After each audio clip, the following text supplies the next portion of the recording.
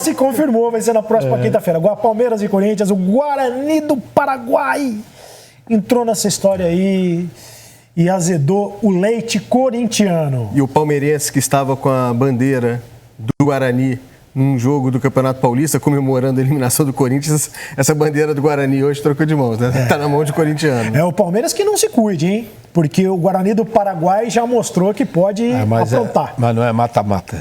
Não é mata-mata. Fase de grupo normalmente prevalece aquele que tem mais qualidade, mais elenco, e nesse caso aí o Palmeiras tem uma margem de erro muito maior, né? E o Guarani vem de vitória também, estreou com vitória, então não tem aquela pressão de ter que conquistar a primeira vitória dentro do grupo, de nos complicar, mas tem um simbolismo nessa também, né? O Palmeiras bateu o adversário que tirou o Corinthians, tem um simbolismo, né? Tem aquela de, batemos o time, mostramos que o Guarani não é isso tudo, né? Acho que, assim, é um grupo de todos os brasileiros, para mim, é o menos difícil. É uma bala analisar, grupo, né? Vamos falar a verdade, é uma bala grupo, com exceção do Guarani do Paraguai, que tem que ser respeitado. Todo mundo tem que ser respeitado, mas é o Bolívar que perdeu para o Guarani do Paraguai na primeira rodada. Que vai ser um adversário duro pela altitude, em La Paz, sempre complica um pouquinho a logística. Que é da segunda divisão do Campeonato Argentino, o Palmeiras foi lá e ganhou muito fácil. É um grupo que teria um tempero diferente se tivesse o Corinthians, mas ainda assim, para Palmeiras e Corinthians seria um grupo que os dois acho que passariam naturalmente. Os dois os favoritos do grupo. E o Guarani está bem no Campeonato Paraguai. A colocação engana um pouco, está em quarto lugar neste momento, mas tem 4 vitórias, 2 empates e 1 derrota. Sendo que essa derrota, na verdade, foi no tribunal, que venceu o jogo, salvo engano, contra o Olímpia. E aí no tribunal perdeu os pontos porque escalou um número maior de estrangeiros do que era permitido. Mas faz uma boa temporada. Os números são favoráveis do Guarani neste ano. Assim, são bons números desse time. E usou o time reserva também no Campeonato Paraguaio. Por isso acabou perdendo alguns pontos. Mas tem uma sequência positiva. É claro, tá? A gente está falando do Campeonato Paraguaio, que não é tão forte, ok. Mas, de fato, é um time mais forte do que os outros concorrentes do grupo. 5 vitórias e um empate nos últimos 6 jogos, ilustrando tudo que está dizendo aí o Eude Júnior sobre o time do Paraguai. E vamos à escalação do Palmeiras, confirmada pelo técnico Vanderlei Luxemburgo. Quero que vocês digam se é um time ofensivo, se não é um time ofensivo, se dá... De novo, com o Dudu em tese, fazendo uma função de ligação no meio de campo, ou quase como um segundo atacante, que não deu muito certo no último jogo, embora o Palmeiras tenha conseguido vitória. Olha só, o Everton, Marcos Rocha, novidade, Felipe Melo, Gustavo Gomes e o Matias Vinha, Ramírez e Bruno Henrique, o William pela direita, o Rony pela esquerda, o Dudu ficaria solto. Acho que ele faz um revezamento com o William ali, sabe? Não vai ficar fixo ali, até porque o Dudu não tem esse perfil de ficar fixo numa posição e pela sua qualidade. Como o próprio William se movimenta bem também. Olha só, se a gente for olhar nome por nome do Palmeiras, é um ótimo time de futebol. E é um quarteto ofensivo de respeito. No papel, como se e esse quarteto é muito forte, ofensivo. Eu acho que talvez o grande desafio seja do Vanderlei seja exatamente esse, né? Porque nos últimos anos, os times que ele tomou conta, né, não tinham uma qualidade como tem o time do Palmeiras hoje, né? Não tinha. Então ele fazer esse time andar é um desafio para ele também. Eu acho que o que está forçando ele a usar os 4, como a gente está vendo, é a fase do William, principalmente. O William está jogando muito bem e não merece sair do time. Talvez ele idealizasse um time com Dudu e Rony abertos, um jogador mais de armação por dentro, o Veiga ou o Lucas Lima, e o Luiz Adriano como centroavante, que foi um cara que o Palmeiras contratou com uma expectativa no ano passado, que é um cara que se espera que engrene em algum momento, mas não dá para tirar o William do time. Então a maneira que ele arrumou de acomodar essas 4 peças, aproveitando o momento individual do William, mantendo o Luiz Adriano, para dar a ele uma sequência um pouquinho maior, chegou no meio do ano passado, para ter o Rony, que foi o principal reforço ofensivo do ano, né? O único reforço ofensivo de fato, o outro foi o Vinha, que é o jogador de defesa. A maneira que ele achou para acomodar foi essa. Mas eu não sei se ele vai sustentar. Responde, né? Sim, o William entra e responde. Talvez seja o jogador. O Lucas Lima não respondeu em momento nenhum no Palmeiras. Mas ele não está, por exemplo, fugindo um pouco das características dos jogadores, né? Perfeitamente ele pode encaixar esses jogadores nessas posições. Ele não está inventando. Exatamente. Porque ele não está fugindo daquilo que o William pode fazer, que o Dudu pode fazer nessa posição, entendeu? Eu acho que por isso fica, talvez, até mais fácil que esse entrosamento possa acontecer. Eu só não sei se o Dudu ali, Maestro, depois que o Palmeiras começar a ser estudado, enfim, jogando naquela faixa central onde normalmente falta espaço, encaixotado entre volantes, zagueiro, naquela linha, um time que recua, por exemplo, a sua segunda linha, há pouco espaço para o Dudu. Eu gosto do Dudu muito mais livre pelo lado. Aí não preso a um lado só. Eu acho que é importante que ele varie, trocando com o Rony, enfim. Eu acho que um ajuste mais natural seria dessa forma. Mas eu acho que isso vai acontecer, Henrique, sabia? Até pelo perfil e característica do Dudu, de não ficar muito, mesmo quando ele joga muito pela esquerda, quando ele joga pela direita, ele roda, entendeu? Porque ele, pela capacidade dele de criação, ele precisa usar. Ali naquele setor, o cara recebe hoje em dia essa bola muito de costas para a área, né? Porque a bola vem do volante, o cara está de costas. O Dudu aí...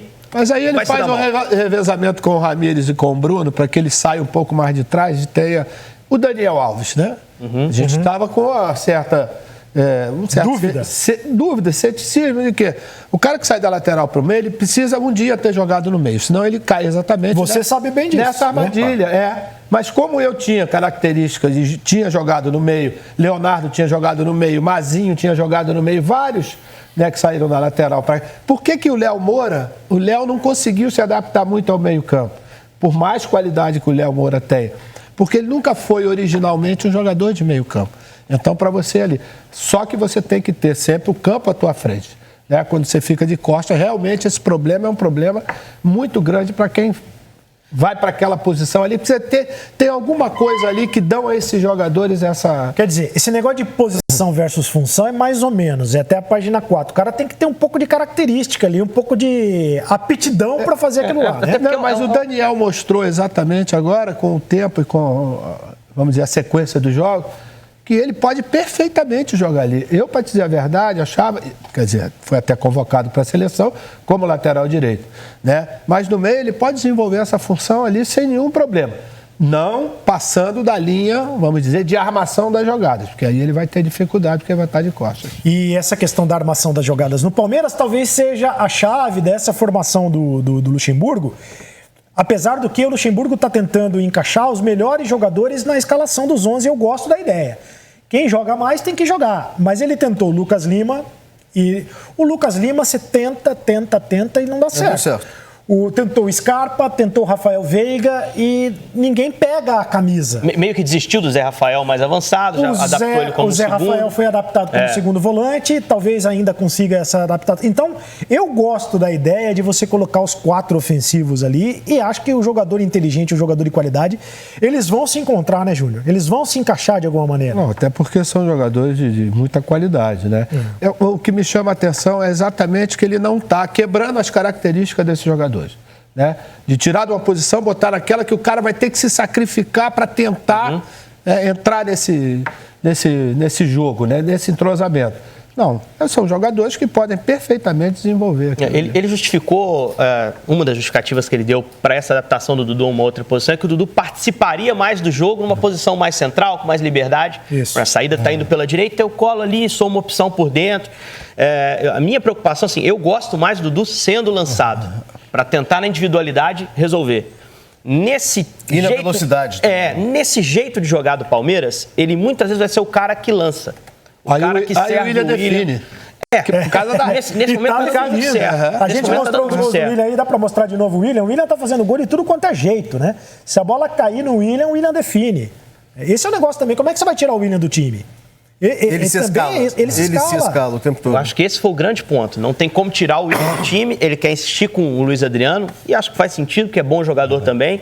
E o Rony veio para jogar. O Rony tem que ter as suas primeiras oportunidades. Ainda não é, e não tem que ser mesmo, que está chegando agora. O cara do Atlético não joga como jogava no Atlético Paranaense, né, em termos técnicos, em termos de entrosamento com os homens de frente, com os companheiros, mas é um cara que tem uma margem de crescimento muito grande e foi um investimento grande do clube. É responsabilidade do treinador escalá-lo, sim. São jogadores com mobilidade também, né? São jogadores que se movimentam. Não, a começar pelos 2 cabeças de área, né? Se a gente pode dizer assim, ou 2 centrocampistas, né? Que você tem tanto o Bruno como o Ramírez, que são jogadores que não somente têm a função defensiva, mas são jogadores que chegam. O Bruno Henrique, o que faz de gol de fora da área, que ele vem sempre ali por trás, né? E o Ramírez, que a gente conhece já de bastante tempo. O Lucha tanto quer esse volante, esse meio-campista que chega à frente, que ele adapta ao Zé Rafael, um meio-campista, que a gente viu no Bahia como meia, no Palmeiras ano passado como meia, quando surgiu no Curitiba como meia. Adapta esse cara para uma função de segundo homem, um trabalho de segundo homem de meio com chegada à frente. E o Felipe Melo, que não tem essa chegada à frente, ele adapta uma linha atrás. Né? Ele começa a trabalhar o Felipe para mantê-lo no time também como um zagueiro. Né? Então, assim, é uma característica que ele quer dar ao time, né, que pode auxiliar até o Dudu centralizado, essa aproximação, como essa até citava. Pode haver um revezamento ali, os caras vão chegar à frente também. Mas, assim, o que tem mais me chamado a atenção no trabalho do Luciano Sinistro é que ele quer dar o tempero dele ao time do Palmeiras. Ele não está fazendo trivial. Ele está fazendo mudanças mas, aliás, com a cara dele. Ele foi contratado para isso, né? Eu acho que ele tem que fazer mas isso muitas mesmo. vezes o cara acomoda, Cereto. O cara acomoda, ele vai tomando as decisões ali de acordo com o elenco que tem. Ele ousa o mínimo possível. Quando ele recua o Zé Rafael, quando ele recua o Felipe Melo, ele toma a responsabilidade para si. É uma invenção. Mas é para melhorar o time, né? Como disse o Júnior, tudo bem. Ele não tem medo de mudar, a questão do Zé Rafael como volante, e hoje o Zé Rafael não joga, vai jogar o Bruno Henrique e o Ramírez, que talvez seja certamente um jogador mais cascudo para uma Libertadores, o Ramírez. Mas quando ele traz o Zé Rafael para segundo volante, ele quer a qualidade na saída de bola. Então ele tem uma ideia e ele percebeu através dos treinamentos que o Zé Rafael consegue fazer essa função, né? Então a gente pode chamar de invenção do Luxemburgo, mas não é o professor Pardal. Quando ele leva o Felipe Melo para a zaga, ele está vendo ali que o Felipe Melo pode ter um futuro nessa posição e dar a ele uma sobrevida no futebol, como zagueiro. Eu acho que é aquela história da invenção criativa, né? Invenção criativa. Não é uma invenção assim, vou fazer por fazer, não. É uma invenção que vai. Eu só acho o seguinte, essa formação que a gente está vendo hoje, que é extremamente ofensiva, ela é colocada também em função do adversário. Se fosse um adversário de uma qualidade, um porte maior, ele talvez tivesse um pouco mais de cautela, colocasse seu time um pouco mais equilibrado. Não que não seja equilibrado, né? Mas com a tendência muito mais ofensiva do que seria se tivesse um adversário que pudesse contrastar com a qualidade do Palmeiras.